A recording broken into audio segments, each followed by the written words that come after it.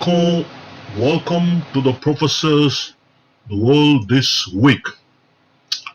And இன்னைக்கு தேதி வந்து 4th of August 2025 and this is episode number 34. இது கடைசி 2 வாரங்களுக்கான ஒரு ஒரு எபிசோட நம்ம பார்க்க போறோம். ஏன்னா ரொம்ப விஷயங்கள், முக்கியமான விஷயங்கள் வந்து போன வாரம் வராததால நான் வந்து okay let's take a break for a week, அப்புறம் அடுத்த வாரம் போடலாம் அப்படின்னு சொல்லிட்டு வந்து போட்டதான். அது கடைசி 2 வாரங்கள் என்ன நடந்தது அப்படின்னு நம்ம பார்ப்போம், சுருக்கமா பார்ப்போம். முதல்ல எல்லா வாரமும் வந்து ஒருத்தர் வந்து நம்ம ஹைலைட்டா வந்து பேசிட்டு இருக்கோம். அதெல்லாம் வந்து கண்டென்ட் கிரியேட்டர்னே கூட சொல்லலாம். நம்மளுக்கு மட்டும் இல்ல, நிறைய யூடியூப் சேனல்ல அவர் தான் வந்து கண்டென்ட் கிரியேட்டர். யாருன்னா உங்களுக்கே தெரியும், டொனால்ட் ஜே ட்ரம்ப் தான். அவர் வந்து இப்ப வந்து வைத்த புகஞ்சிட்டு இருக்காரு. எப்படி புகஞ்சிட்டு இருக்காருன்னா, இந்தியா மேல இப்ப ஒரு கண்டு போயிடுச்சு. ஏன் கண்டு போகுது? முக்கியமா வந்து இந்த BRICS, Brazil, Russia, India, China, south Africa, இந்த 5 நாடுகள் வந்து ஒன்னா சேர்ந்து ஃபர்ஸ்ட் பிரிக், அதுக்கப்புறம் பிரிக்ஸ் ஆச்சு. அதுக்கப்புறம் பல நாடுகள், ஈரான், யுஏஇ எல்லாம் பல நாடுகள்லாம் வந்து கம்பைன் ஆகி இப்போ ஒரு பெரிய ரொம்ப ஸ்ட்ராங்கா வந்து வளம் வந்துட்டு இருக்கு. அது வந்து ஒரு ட்ரம்ப் வந்து எப்படி பாக்குறாருன்னா, உலகத்துல இருக்க எல்லாருமே எப்படி பாக்குறாங்கன்னா, அது வந்து ஆன்டி டாலர் அசோசியேஷன், ஒரு குரூப், டாலர்ல வந்து பண்ற பிசினஸ் வந்து டாலரோட வேல்யூ வந்து போட்டு தள்ளுறதுக்காக வந்த அமைப்பு அப்படி சொல்லிட்டு வந்து எல்லாருமே அது பாக்குறாங்க, இன்க்ளூடிங் ட்ரம்ப். டொனால்ட் ஜே ட்ரம்ப்புக்கு அதுலயே வந்து ஒரு வகையான ஒரு கடுப்பு தான். என்ன அது, இந்த பிரிக்ஸ் வந்து ரொம்ப ஸ்ட்ராங்கா போயிட்டு இருக்கு, நம்ம விட்டோம்னா அதுக்கப்புறம் நம்மளுக்கு வந்து நம்ம டாலருக்கு வந்து வேல்யூ இல்லாம போயிடும் அப்படின்னு சொல்லிட்டு வந்து இதுல மெயினா இப்ப இன்னொன்னு பாத்தீங்கன்னா, அந்த ரஷ்யா வந்து உக்ரைன் வந்து அட்டாக் பண்ணிட்டு இருக்கு. ரஷ்யாவுக்கு வந்து 2 கண்ட்ரி வந்து ரொம்ப பயங்கர பிசினஸ் கொடுத்துட்டு இருக்கு. அவங்களோட இதை வந்து பாருங்களேன், ரொம்ப பயங்கரமா வெப்பன்ஸ், பயங்கர ரொம்ப ஒரு ஒரு இதுவே வரமாட்டேங்குது பாத்தீங்களா. கொஞ்சம் ஒரு செட்பேக்கே, ஒரு ரஷ்யாக்கான ஒரு ஒரு ஒரு செட்பேக்கே வராத காரணம் வந்து சைனாவும் சரி, இந்தியாவும் சரி நிறைய ஆயில் வாங்குறாங்க. ரஷ்யா கிட்ட இருந்து க்ரூட் ஆயில் வாங்குறாங்க. நிறைய க்ரூட் ஆயில் வாங்கி அதுக்கப்புறம் அது வந்து ரிஃபைன் பண்ணி அதே வந்து விற்கிறாங்க. இந்தியா மற்ற கண்ட்ரிஸ்க்கு வந்து விற்கிறாங்க. ஸோ அதனால வந்து இது வந்து ரஷ்யாவோட எக்கானமி வந்து இம்ப்ரூவ் பண்ணுது. அவங்க என்ன வந்து வார்ல இருந்தாலும் அது வந்து அவங்களுக்கு ஒரு பெரிய எஃபெக்டே இல்லாத மாதிரி காமிக்குது. அவங்களுக்கு வந்து கஷ்டமே வர மாட்டேங்குது. ஏன்னா பிகாஸ் வந்து இந்தியா வந்து முக்காவாசி அவங்களோட பல ஆயில் வந்து ரஷ்யா கிட்ட தான் வாங்குறாங்க இப்ப. ஏன்னா ரஷ்யா ரொம்ப சீப்பான விலை கொடுக்குறாங்க. நான் அக்கௌண்டபிளாக கூட நிறைய வந்து ஆயில், க்ரூட் ஆயில் வந்து வாங்கிட்டு இருக்காங்க. அது இந்தியா என்ன பண்ணுது, ரிஃபைன் பண்ணி அதை விற்குது. ஸோ தலைவருக்கு வந்து சம்ப கடுப்பு டொனால்ட் ஜே ட்ரம்ப்புக்கு. போடுறாரு ட்வீட், அவரு தான் ட்வீட் மகாராசராச்ச போடுறாரு. என்ன போடுறாரு, இந்த மாதிரி வந்து இந்தியா வந்து ரஷ்யா கிட்ட இருந்து பயங்கர amount, massive amount of oil வாங்குது. அதுக்கப்புறம் அதை வந்து ரிஃபைன் பண்ணி அதை வந்து ஒரு மார்க்கெட்ல வந்து அந்த ஆயில வந்து விற்க வர செய்யறாங்க. இது வந்து உங்க உக்ரைன்ல இருக்க மக்கள் வந்து சாகுறாங்க, அதை பத்தி அவங்க வந்து கவலையப்பட மாட்டேன்றாங்க. இவங்க வந்து ரஷ்யாவுக்கு வந்து ஒரு ஃபண்ட் பண்ற மாதிரி பண்ணிட்டு இருக்காங்க இன்டைரக்டா. ஸோ அதனால வந்து என்னதான் நம்ம வந்து இது போட்டாலும் இவங்களுக்கு வந்து ரஷ்யாவுக்கு வந்து ஒரு கஷ்டமா வர மாட்டேங்குது. அதனால நான் வந்து இந்தியாவுக்கு வந்து டாரிஃப் போட போறேன் அப்படின்னு சொல்லிட்டு வந்து ஒரு ட்வீட் ஒன்று போடுறாரு. அதுக்கப்புறம் வந்து இந்தியா அதை பத்தி ஒன்னும் பொறுப்பெடுத்த மாதிரி தெரியல. அதனால வந்து செம்ம கடுப்பாயிட்டாரு. இன்னும் ஒரு 2 நாள் கழிச்சு இன்னொரு ட்வீட் ஒன்று போடுறாரு. I don't care what India does with Russia. They can take their dead economies down together. அதாவது வந்து டெட் எக்கானமிஸ், 2 பேருக்கும் ஒரு எக்கானமி வந்து செத்தே போயிடுச்சு. அவங்க என்னதான் வந்து பண்ணாலும் எனக்கு வந்து கவலை இல்லை. முதல்ல ஃபர்ஸ்ட் வயிற்றுச்சல்ல வந்து எனக்கு வந்து கடுப்பா இருக்கு அப்படின்னு வந்து ஓரளவுக்கு ட்வீட் ஒன்று போட்டாரு. அதுக்கப்புறம் இப்ப வந்து எனக்கு கவலையே இல்லை, அவங்க எப்படி வந்து டெட் எக்கானமி போயிட்டு இருக்கு இந்த ஒரு பர்டிகுலர் ட்வீட்.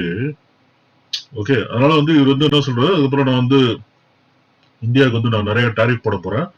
அதுக்கப்புறம் வந்து எப்படி இவங்க வந்து இவங்களோட எக்கானமி வந்து ஒன்னும் கிழிக்க போறது இல்ல, நம்மள எதுவும் பண்ண போறது இல்ல. அதனால வந்து எப்படி இவங்களுக்கு வந்து ஒரு அழிவு காலம் தான் வரப்போகுது, அந்த மாதிரி கிட்டத்தட்ட அதே மாதிரி வந்து சொல்றாரு. ஓகேவா. அதாவது ரஷ்யாவும் யூஎஸ்ஏக்கும் ஒரு பிசினஸும் ஒன்றும் இல்லை ஒன்னா சேர்ந்து.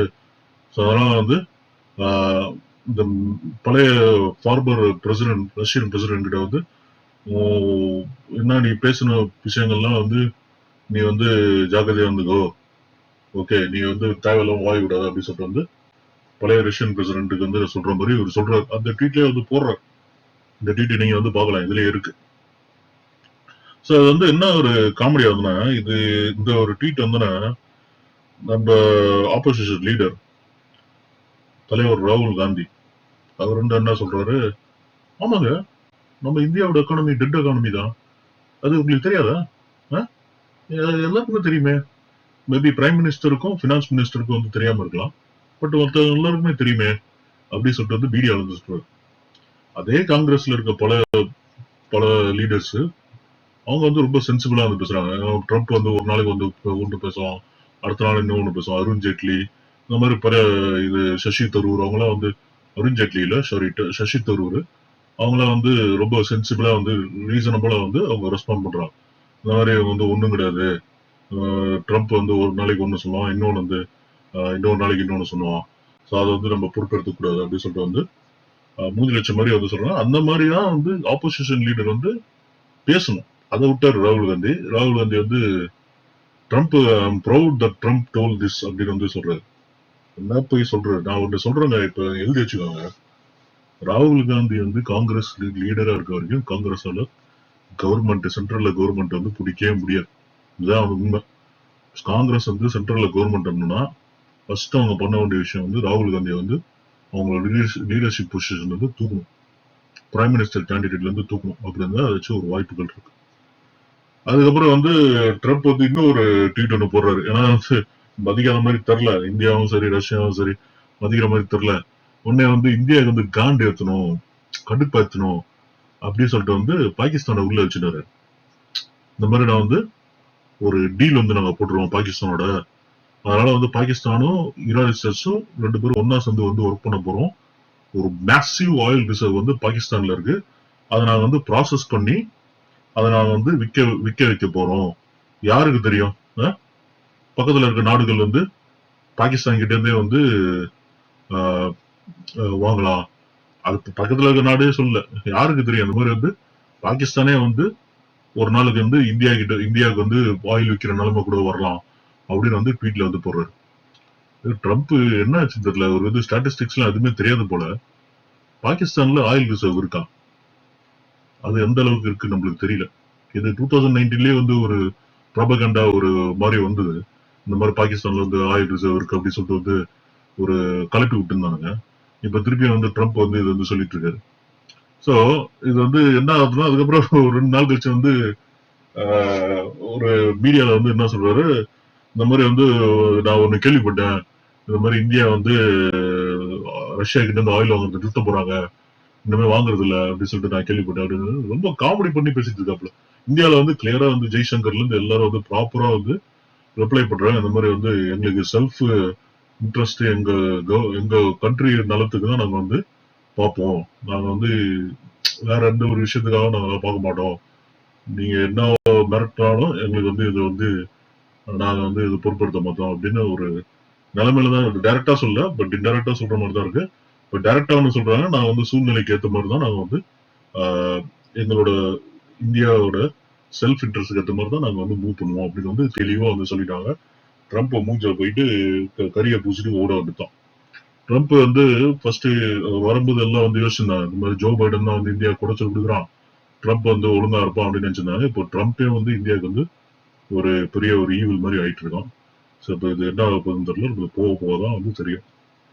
அடுத்த ஒரு முக்கியமான விஷயம் இந்த 2 வாரங்கள்ல என்ன நடந்ததுன்னா, இந்த கம்போடியால நடந்த ஒரு சண்டை தான்.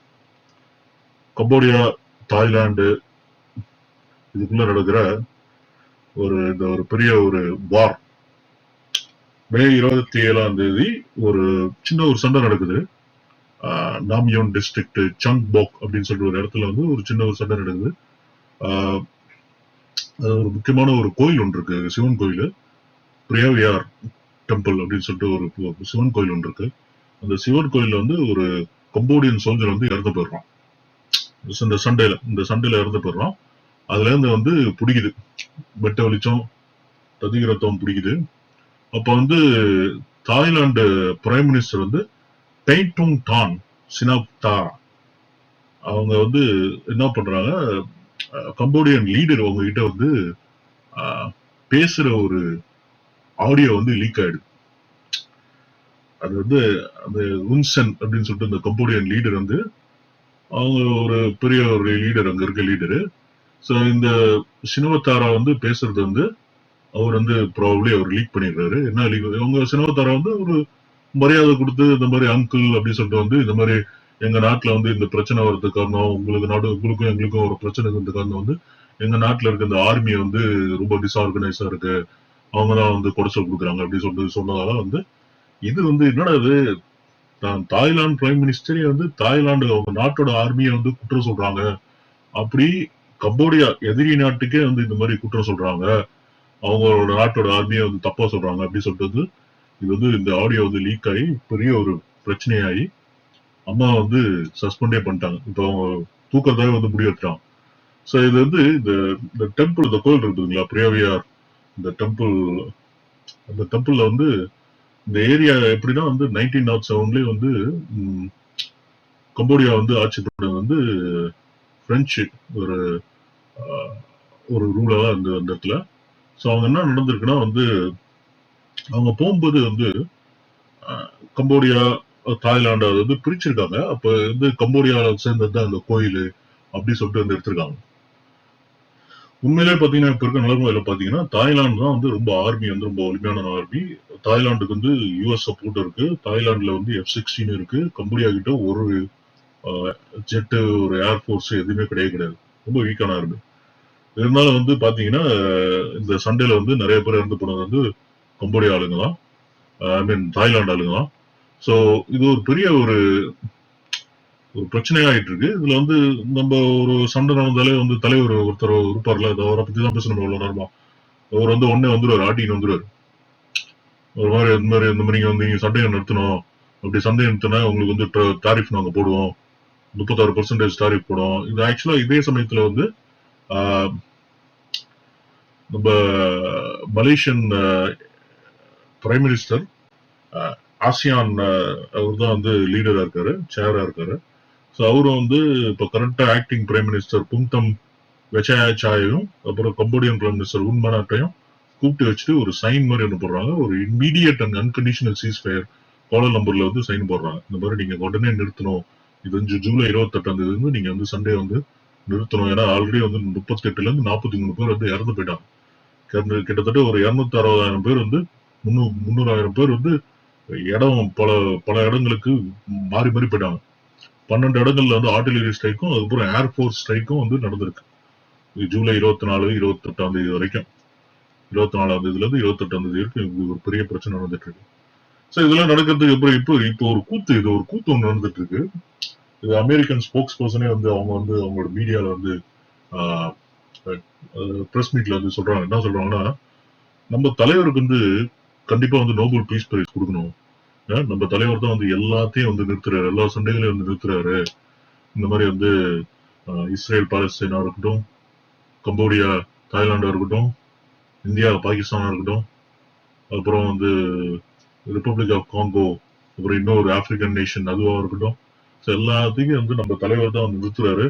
ஸோ அதனால வந்து இவருக்கு வந்து கண்டிப்பா வந்து நோபல் பீஸ் பிரைஸ் வந்து கொடுக்கணும் அப்படின்னு சொல்லிட்டு, அப்புறம் என்ன ஒரு கூத்து, பாகிஸ்தான் இந்த கிறுக்கு பையன் ஒருத்தருக்கெல்லாம் அந்த அசீம் முனீர், அவன் சொன்னா பாத்தீங்களா நோபல் பிரைஸ் கொடுக்கணும்னு, இந்த இது ஆர்மி சீஃப்.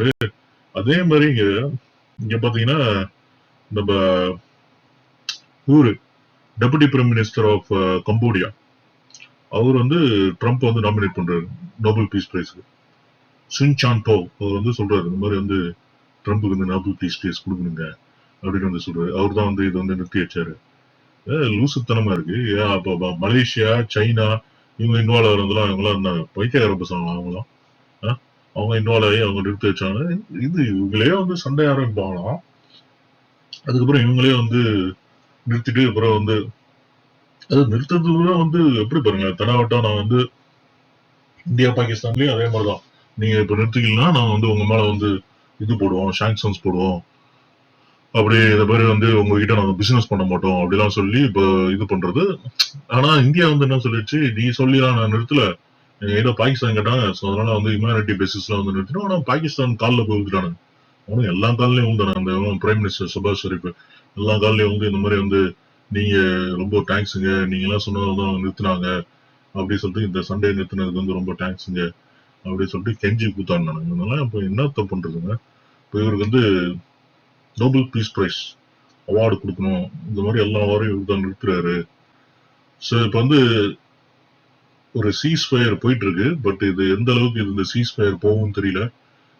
இதே குத்துதான். இந்த ஈரான் பாலஸ்தீனு அந்த இஸ்ரேல் அவங்களுக்குள்ள நடக்கிறது வந்து எப்போ இந்த பீஸ் ப்ராசஸ் இந்த சீஸ் ஃபயர் எப்போ முடியும் அப்படின்னு வந்து பேசிட்டு இருக்காங்க.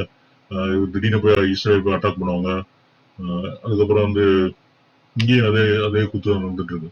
இப்போ இந்த இது கம்போடியா தாய்லாந்துல நம்மளுக்கு தெரியல, போக போதான் தெரியும் இந்த எந்த நிலைமைக்கு வந்து போக போகுது நம்ம வந்து பார்ப்போம். அடுத்த விஷயம் நம்ம பார்க்க போறது வந்து கொடூரத்தின் கொடூரம். நம்ம வந்து தமிழ்நாட்டில் இந்த விஷயத்த தான் அதாவது முக்கியமான விஷயங்கள்ல வந்து நம்ம பார்ப்போம், லைனா பார்த்துட்டு இருக்கோம்ல. அதுல வந்து அடுத்த விஷயம் வந்து கொடுமையான ஆனர் கில்லிங். அதாவது வந்து ஆணவ கொலை, அதான் வந்து சொல்லணும். ஸோ இது வந்து ஒரு தலித் கம்யூனிட்டியை சேர்ந்த ஒரு பையன், 27 வயசு பையன், கவின் செல்வ கணேஷ் அந்த பையன் பேரு. ஆறுமுக மங்கலம் தூத்துக்குடி டிஸ்ட்ரிக்ட சேர்ந்த அந்த பையன் வந்து டிசிஎஸ்ல, சென்னையில இருக்க டிசிஎஸ்ல வந்து வேலை பார்க்கறான். ஒரு லவ், அதான் இன்டர்காஸ்ட் ரிலேஷன்ஷிப். சுபாஷினி அப்படின்னு சொல்லிட்டு வந்து ஒரு பொண்ணோட சித்தா பிராக்டிஷனர் அந்த பொண்ணு கேடிசி நகர்ல. 2 பேருக்கு வந்து சின்ன ஸ்கூல்ல இருந்தே வந்து தெரியுது.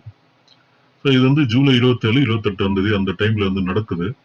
என்ன பண்றான் இந்த பையன் வந்து அவங்க தாத்தாக்காக வந்து ட்ரீட்மெண்ட்டுக்காக வந்து கவின் வந்து கூட்டு போறான் சுபாஷினி கிளினிக்கு. இதுல என்ன நடக்குது, வெளியில வந்துடுறான். இந்த அவனோட அந்த பொண்ணோட தம்பி வந்து ரொம்ப சின்ன வயசு, 21 வயசு தான் அந்த பையனுக்கு, சுர்ஜித்னு சொல்லிட்டு அந்த பையன் பேரு. அவன் என்ன பண்றான், இந்த மாதிரி வந்து அவங்க அவங்க அதான் அப்பா அம்மா சொல்லிப்பாங்க போல, போயிட்டு அந்த பையனை போயிட்டு கவினை போயிட்டு அடிக்க ஆரம்பிச்சிட்டான். இது அருவா வச்சு வெட்டிட்டான். இது கிட்டத்தட்ட ஒரு 200 மீட்டர் தான் இது கிளினிக்ல இருந்து. கவினும் வந்து எஸ்கேப் ஆகிறதுக்கு ட்ரை பண்ணிருக்கான். இது வந்து வெட்ட வெளிச்சமா இருக்கு, டே டைம்ல வந்து பையன் வந்து வெட்டிட்டான். இந்த பையனை சுர்ஜித் வந்து கவினை வந்து வெட்டிட்டான். வெட்டிட்டு போயிட்டு அதுக்கப்புறம் பேர் இது சரண்டர் ஆயிட்டான். அவனுக்கு வந்து ஆணவ கொலை அதெல்லாம் வந்து ஒரு பெருமை, அதாவது ஜாதி வெறி பிடிச்சவனுங்கள பைத்தியார பசங்க. அதாவது வந்து தன் ஃபேமிலியில இருக்க வந்து ஒரு தீண்டத்தகாத ஒரு தலித் மக்கள், அதாவது தீண்டத்தகாதவரை பாக்குறது அவங்கள, தலித் மக்கள், ஷெட்யூல் கேஸ்ட், ஷெட்யூல் ட்ரைபு, என்னடா அவனுங்களும் மனுஷங்க தானடா. அவனுங்களை போயிட்டு அவனுங்களுக்கு வந்து என்ன ரத்தம் வந்து வேற கலர்லயா இருக்குது, உன் கலரே தான் இருக்கும். இத்தனைக்கும் அந்த பையன் வந்து 1 லட்சம் ரூபாய் சம்பாதிக்கலாம் மாசம் மாசம், நல்ல நிலைமையில இருக்கும். அவனை போயிட்டு வந்து நல்லா அந்த பொண்ணை வந்து நல்லா பார்த்துப்பான். இந்த பொண்ணு வந்து என்ன இது இது சித்தாவில தான் இருக்கு. ஒரு சின்ன வயசுல இருந்து லவ் பண்ணி இந்த சித்தா பிராக்டிஷனர் அந்த பொண்ணு எவ்வளவு சம்பாதிக்க போகுது. அவன் வந்து காசுக்காகலாம் வந்து லவ்லாம் பண்ணிருக்க மாட்டான் கண்டிப்பா. இது வந்து வெறி, ஜாதி வெறி, பைத்தியார பசங்க போட்டு.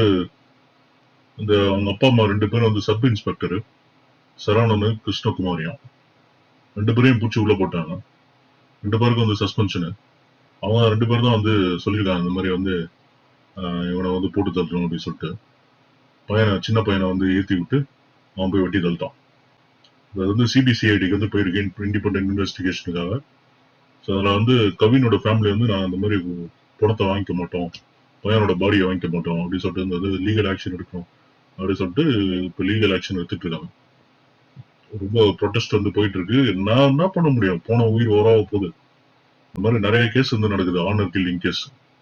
இந்த மாதிரி வேற ஜாதி பையனை வந்து ஒரு பொண்ணை வந்து லவ் பண்ணிட்டா உடனே வந்து வெட்டி கொலை பண்றது. கொடுமை கொடுமை கொடுமை கொடுமை. இதெல்லாம் வந்து எங்க முடிய போகுது, இது வந்து முடியற மாதிரி தெரியல. அதாவது வந்து சில பேர் வந்து சொல்றாங்க, அதெல்லாம் உனக்கு இப்ப தெரியாதையா, இதுல நடந்தாதான் தெரியும் அப்படின்னு சொல்லுவாங்க. அதெல்லாம் ஒண்ணும் கிடையாதுயா. நீ வந்து இந்த காலத்துல இதெல்லாம் காலம் மாறி போய் கிடக்குது. ஒரு இந்த பையன் நல்ல ஒரு நிலைமையில இருக்கான். நல்ல வேலை பார்க்குறான். அவன் வந்து நல்லா பார்த்துப்பான். அப்படின்னு இருக்கும்போது வந்து ஒத்துக்கோங்க. கல்யாணம் பண்ணி வைங்க. நல்லா பார்த்து பண்றான் அப்படின்னா கல்யாணம் பண்ணி வைங்க. அது என்ன அவ்வளவு ஜாதி வெறி பிடிச்சி தெரியுறாங்க. அவனும் மனுஷன் தானே. அதெல்லாம் வந்து என்ன சொல்றது ஒன்றும் தெரியல. ஆனா காலங்கள் மாறிட்டு இருக்கு. இது வந்து எத்தனை வருஷம் இதே மாதிரியே போகும் தெரியல. இன்னும் இதுல என்ன தெரியுதுன்னா இன்னும் வந்து கீழ்மட்டமா தான் இருக்காங்க சில மக்கள். அவங்களோட எண்ணம் இன்னும் கேவலமா தான் இருக்கு. இது வந்து எப்ப மாறும் நம்மளுக்கு வந்து தெரியாது. பாருங்க போன போன எபிசோட்ல வந்து போன எபிசோடு வந்து நம்ம அந்த அந்த பொண்ணு ரிதன்யா அது வந்து அது வந்து அதோட ஒரு வீடியோல வந்து சொல்லுது. என்ன சொல்லுது? நான் பார்த்ததுக்கு ஐயர் பொண்ணு மாதிரி இருக்கு. ஐயர் பொண்ணு மாதிரி என்ன மாத்திட்டீங்களே அப்படின்னு. அதாவது ஐயர் பொண்ணு அந்த ஒரு சுப்பீரியர் ஒரு ஸ்டேட்டாவே அந்த ஸ்டேட்டஸாவே பாக்குறது இது நம்ம மனசுக்குள்ளேயே அது வந்து ரத்தத்திலேயே வந்து ஊறி இருக்கு ஆக்சுவலா. அந்த மாதிரி வந்து நினைக்கும் போது வந்து ஓகே நம்ம வந்து ஹை குவாலிட்டியா நம்ம வந்து தெரியறோம். ஐயர்னா அந்த பெரிய இது, தலித்னா ரொம்ப கேவலமானவங்க, எஸ்சினா ரொம்ப கேவலமானவங்க, ஷெட்யூல் ட்ரைப்னா ரொம்ப கேவலமானவங்க. இதெல்லாம் வந்து இந்த மாதிரி பார்க்கும்போது இதெல்லாம் வந்து என்னத்த சொல்றது? கலர் ஒன்றும் இல்லை, அந்த ஸ்கின் கலர். இந்த ஸ்கின் கலருக்காக வந்து கேவலமான ஒரு எண்ணத்தை வந்து நம்ம வந்து மனசுக்குள்ள நம்ம வளர்த்துட்டு இருக்கோம். இது எப்பயுமே மாறவே மாறாது. இந்த மாதிரி இன்டர்காஸ்ட் மேரேஜ் நிறைய நடந்தாலும் அந்த மாறத்துக்கு கொஞ்சம் வாய்ப்புகள் இருக்கு. சரி, அடுத்த விஷயம் நம்ம பார்க்க வேண்டியது வந்து எர்த்குவேக்னா வந்து இது ஒரு பெரிய எர்த்குவேக். உண்மையிலே சொல்ல போனா எர்த்குவேக் வந்து ரிச்சர் ஸ்கேல் அளவுல வந்து 8.8 சும்மா சாதாரணமா கிடையாது, பெரிய எர்த்குவேக். பட் இது வந்த இடம் வந்து அவ்வளவு ஒரு பெரிய மக்கள் அதிகம் இருக்க இடம் கிடையாது. அதனால வந்து இறந்து போனது ஒரே ஒரு மனுஷன் தான் வந்து இறந்து போறாரு. அவரு கூட வந்து எவாக்குவேட் பண்ண டைம்ல வந்து இறந்து போயிடுறாரு. இதெல்லாம் வந்து ஒன்றும் அவ்வளவு பெரிய ஒரு இன்ஜுரி அவ்வளவு இதெல்லாம் ஒன்றும் அவ்வளவு தரதில்லை, அவ்வளவு தரல. ஸோ அது வந்து எங்க நடக்குதுன்னா கம்சட்கா பெனின்சுலா அப்படின்னு சொல்லிட்டு வந்து ரஷ்யால இருக்க கம்சட்கா பெனின்சுலா வந்து பெட்ரோபாவ்லோஸ் கம்சட்கா பெனின்சுலா வந்து நடக்குது. இது வந்து one of the top 10 strongest earthquake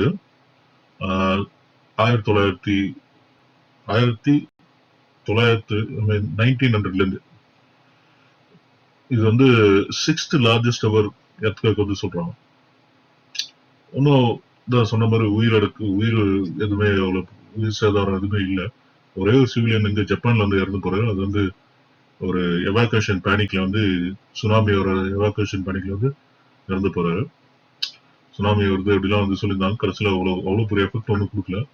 ஏன்னா அது வந்து லக்கிலி இது வந்து ரொம்ப ஒரு மக்கள் அதிகமா இருக்க இடத்துல வந்து அவ்வளவு வரலாம். பட் வந்து அதான் சொல்றாங்க ஆஃப்டர் ஷாக்ஸ் இருக்கும் அப்படின்னு வந்து சொல்றாங்க. அது இருக்குது. இந்த மாதிரி வந்து பக்கத்துல இருக்க நிறைய வேல்கனோஸ் இருக்க இடம்லாம் வந்து இருக்கு. ஸோ அந்த வேல்கனோ எரப்ட் ஆகிறதுக்கு வந்து நிறைய வாய்ப்புகள் இருக்கு அப்படின்னு வந்து சொல்றாங்க. எரப்ஷன் வந்து இருக்கும் அப்படின்னு வந்து சொல்றாங்க. பார்ப்போம் அது என்ன நடக்க போகுதுன்னு வந்து பார்ப்போம். அதுக்கடுத்து ஒரு முக்கியமான விஷயம் வந்து இது வந்து 21 ஜூலை எப்போ நடந்திருக்கு. 27 குழந்தைங்க, அது ஒரு டீச்சர்ஸ் எல்லாம் ஸ்கூல்ல வந்து பாடம் நடத்திட்டு இருக்கிற போத டைம்ல வந்து இது பங்களாதேஷி ஏர்போர்ஸ் ஜெட் வந்து நேரா வந்து அந்த ஸ்கூல்ல வந்து விழுது. சைனீஸ் ஏர்பிளைன் ஏர் ஃபிளைட்ன்றாங்க. அது வந்து சரியா ஒரு பால் ஃபங்க்ஷனால வந்து டைரக்டா வந்து இது கிட்டத்தட்ட நம்ம வந்து இது நம்ம ஏர் இந்தியா உள்ள மாதிரி தான். அது வந்து பேசஞ்சர் ஃபிளைட் இது. பட் இது வந்து ஒரே ஒரு ஃபிளைட் ஓட்டுனவர் மட்டும்தான். அவரும் வந்து அப்படியே அதே இடத்துல வந்து இறந்து போயிருக்காரு அந்த ஃபிளைட்லேயே. அவர் வந்து முயற்சி செஞ்சிருக்காராம் வந்து, பட் அவரால் இது பண்ண முடியல. போயிட்டு ஸ்கூல்ல போய் விட்டுருக்காரு. ஸ்கூல்ல போய் அடிச்சதுல வந்து கிட்டத்தட்ட 27 பேர் வந்து இறந்து போயிருக்காங்க. இனிஷியலா வந்து 20 பேர் வந்து சொல்லிட்டு கடைசியில வந்து முடிஞ்சாங்க 27 பேர் வந்து இறந்ததை வந்து ரிப்போர்ட். அதுக்கப்புறம் அப்டேட்ஸ் வந்து தர்மஸ்தலா அப்டேட் வந்து பாக்குறீங்கன்னா, நம்ம ஆல்ரெடி போன எபிசோட்ஸ்ல வந்து நம்ம பேசணும் தர்மஸ்தலா பத்தி. ஸோ ஒரு ஆள் வந்து ஒரு மாஸ்க் மேன் வந்து இந்த மாதிரி நான் வந்து நிறைய பேர் வந்து இங்க வந்து புதைச்சிருக்கேன் நிறைய பேர் வந்து கொலை பண்ணியிருக்காங்க. கொலை பண்ண பணத்தை வந்து என்கிட்ட கொடுத்துருக்காங்க. என்னை வந்து ஃபோர்ஸ் பண்ணி அந்த வந்து புதைக்க வச்சாங்க. அதனால நிறைய பேர் வந்து நான் புதைச்சிருக்கேன் அப்படின்னு சொல்லிட்டு அவரே வந்து வாக்குமூலம் வந்து கொடுத்ததால வந்து ரொம்ப நாளா வந்து தோண்டாம இருந்தாங்க. பட் தோண்ட ஆரம்பிச்சிட்டாங்க. அப்படி தோண்ட ஆரம்பிச்சதுல வந்து 3வது நாள்லயும் 4வது நாள்லயும் வந்து பல சடலங்கள் வந்து கிடைக்குது. இப்போ வந்து இப்போ ஒரு பெரிய ஒரு கேஸா வந்து போயிட்டு இருக்கு. இந்தியாலே வந்து இது ஒரு பெரிய எல்லாரும் திரும்பி பார்க்குற கேஸா வந்து போயிட்டு இருக்கு. நம்ம இது வந்து இன்னும் அப்டேட்ஸ் நம்ம போக போக வந்து ஒரு எபிசோட்ஸ் வந்து நம்ம போவோம். இப்போதைக்கு வந்து சடலங்கள் கிடைச்சிருக்கு அப்படின்னு நான் மட்டும் சொல்றேன். இது வந்து அப்டேட்ஸ் வந்து நான் வந்து அப்புறம் கொடுக்குறேன். ரொம்ப வருத்தமா தான் இருக்கு இது வந்து கேட்கும் போது. ஒரு புண்ணியஸ்தனம் ஒரு கோயில்ல வந்து அங்க இருக்க ஒரு என்ன சொல்றது ட்ரஸ்ட்ல இருக்காங்களே கூட இருக்கலாம். நம்ம இது வரைக்கும் எதுவும் சொல்ல முடியாது. பட் அது வந்து கண்டிப்பா சிபிசிஐடிக்கு போவோம். போயிட்டு சிபிஐ போயிட்ட அப்புறம் தான் நமக்கு வந்து தெரியும் என்ன நடந்தது, ஏது நடந்தது அப்படி வந்து தெரியும். சரி, அடுத்து வந்து நம்ம பார்க்க வேண்டிய விஷயம் வந்து போறார் தலைவர் கமலஹாசன் தனியா நின்னாரு. எவனும் கண்டுக்கவே இல்லை. ஒரு சீட்டு கூட வின் பண்ண முடியல. போயிட்டாரு. போய் காலில் விழுந்துட்டாரு. நம்ம சிஎம் காலில் போய் விழுந்து ஐயா என்னை வந்து எனக்கு வந்து சீட்டு கொடுங்க அப்படின்னு சொல்லிட்டு சிஎம் கிட்ட கேட்டேன். இல்ல என்னால சீட்டு எல்லாம் கொடுக்க முடியாதுங்க. நான் வேணா வந்து உங்களுக்கு வந்து ராஜ்யசபா எம்பி வேணா மாத்திடுறேன் அப்படி வந்து சொன்னதுல இப்ப வந்து கிட்டத்தட்ட ஒரு 2 வருஷம் கழிச்சு வந்து கமிட்மெண்ட் கொடுத்து அதை சொல்லி 2 வருஷம் கழிச்சு வந்து இப்ப ராஜ்யசபா எம்பியா மாறிட்டாரு. நம்ம யாரை பத்தியும் பேசல. உலகநாயகன் கமலஹாசன் பத்தி தான் நம்ம பேசிட்டு இருக்கோம். இது எப்படி நம்ம வந்து சொல்றதுன்னு தெரியல. இது பெருமையா எடுத்துக்கிறதா அசிங்கமா எடுத்துக்கிறதா. அதாவது வந்து கமலஹாசன் வந்து ஒரு சுருக்கமா சொல்லணும்னா பொழைக்க தெரிஞ்ச மனுஷன். அதான் வந்து சொல்லணும். அது தெரிஞ்சிச்சு. ஓகே நம்ம எல்லாம் தனியா இருந்தா ஒண்ணும் பண்ண முடியாது. ஒரு சீட் எல்லாம் பண்ண முடியாது. நம்ம யாரும் நம்ம ஓட்டு எல்லாம் போட மாட்டாங்க. ஸோ அதனால வந்து இந்த மாதிரி நம்ம வந்து ஒருத்தர் அது யார் கூட சேர மாட்டேன்னு சொன்னாலோ அவரோடய போய் சேர்த்துட்டாரு. இந்த மாதிரி நான் டிஎம்கேடெல்லாம் அதாவது வந்து டிவி எல்லாம் உடைச்சாரு. ரிமோட் கண்ட்ரோல்லாம் தூக்கி போட்டு அதை புடுங்க இதை புடுங்க அப்படின்னாரு. கடைசியில் அவருக்கே போய் விழுந்து காலில் விழுந்து இப்ப ராஜ்யசபா எம்பி ஆயிட்டாரு கமலஹாசன் அவர்கள். சரி, இப்ப அடுத்த விஷயங்கள் வந்து இப்ப இன்னைக்கு நடந்த விஷயம் ஒரு பெரிய ரொம்ப பெருமைக்குரிய விஷயம் வந்து தோக்குற நிலைமைக்கு போய் ஜெயிச்ச விஷயம். அதாவது நான் வந்து டெஸ்ட் சீரீஸ் பத்தி தான் பேசிட்டு இருக்கேன். இங்கிலாந்து இந்தியா டெஸ்ட் சீரீஸ் கடைசி டெஸ்ட் மேட்ச் வந்து ஓவர்ல நடக்குது. நல்ல டார்கெட் செட் பண்ணி வைக்கிறாங்க இந்தியா. இருந்தாலும் வந்து அதை ரொம்ப அழகா வந்து சேஸ் பண்ணி இங்கிலாந்து வராங்க. பக்கத்துல வந்து கடைசி ஒரு 6 ரன் வித்தியாசத்துல வந்து இந்தியா வின் பண்ணி முகமது சிராஜ் அடிச்சு விக்கெட் எடுத்து 5 விக்கெட் எடுத்து செகண்ட் இன்னிங்ஸ்ல ஃபர்ஸ்ட் இன்னிங்ஸ்ல 4 விக்கெட் எடுத்து 6 ரன் வித்தியாசத்துல வந்து வின் பண்றாங்க. பல பேர் சொன்னோம். இது வந்து எஸ்எஸ்வி ஜெய்ஸ்வால சொன்னோம். அப்புறம் வாஷிங்டன் சுந்தர சொன்னோம். பிரசித் கிருஷ்ணா சொன்னோம். இவங்கெல்லாம் நல்லா பெர்ஃபார்ம் பண்ணாங்க. ஸோ 6 ரன் வித்தியாசம் ரொம்ப closest. This is the very least runs, அதாவது நேரோவஸ்ட் வின் அப்படின்னு வந்து சொல்றாங்க இந்தியா டெஸ்ட் மேட்ச் ஹிஸ்டரியிலே. ஸோ ஒரு பக்கா டெஸ்ட் மேட்ச் சீரீஸ் நடந்து முடிஞ்சிருக்கு. ஒரு அதாவது test match is still alive அப்படின்னு வந்து ரொம்ப ப்ரூவ் பண்ணிருக்கு. ஓகே, இது நம்ம பார்த்தோம். கடந்த 2 வாரங்கள்ல என்ன நம்ம விஷயங்கள் வந்து முக்கியமா நடந்து வந்து பார்த்தோம். இப்ப பாக்குறீங்க நீங்க இந்த மாதிரி வந்து வீடியோஸ் நம்ம வந்து போடுறோம். வாரத்துக்கு ஒன்று போடுறோம், இல்லைன்னா 2 வாரத்துக்கு ஒன்று போடுறோம். Depends on the frequency of information or videos or content வச்சு அதுக்கு ஏற்ற மாதிரி தான் நம்மளுக்கு எவ்வளவு போட முடியும். நீங்க பாருங்க, முடிஞ்சா சப்போர்ட் பண்ணுங்க. ஸோ இது எனக்கும் வந்து ஒரு மெமரிஸ் மாதிரி தான் இருக்கு. கிட்டத்தட்ட நானும் வந்து ஒரு ஒரு 6 மாசம் கழிச்சு ஓகே இந்த இடத்துல இந்த டைம்ல என்ன நடந்தது அப்படின்னு சொல்லிட்டு நான் அந்த வீடியோஸ் வந்து பார்க்கலாம். அந்த மாதிரி எனக்கு மெமரிஸா இருக்கு. அது தவிர வந்து உங்களுக்கு பிடிச்சிருந்ததுன்னா you can like the video and subscribe to my channel. நான் யாரையும் வந்து ஃபோர்ஸ்லாம் பண்ண போறதில்ல. if you like it you can do that. அப்படி இல்லைன்னா okay it's okay, just enjoy. எனக்கு தெரியும் அந்த மாதிரி அது இது எனக்கு ஐம் என்ஜாயிங் திஸ். எனக்கு வந்து இது வந்து பிடிச்சிருக்கு. அதனால தான் விரும்பி நான் வந்து போடுறேன். Okay, this is Professor signing off. See you guys in the next episode. Bye.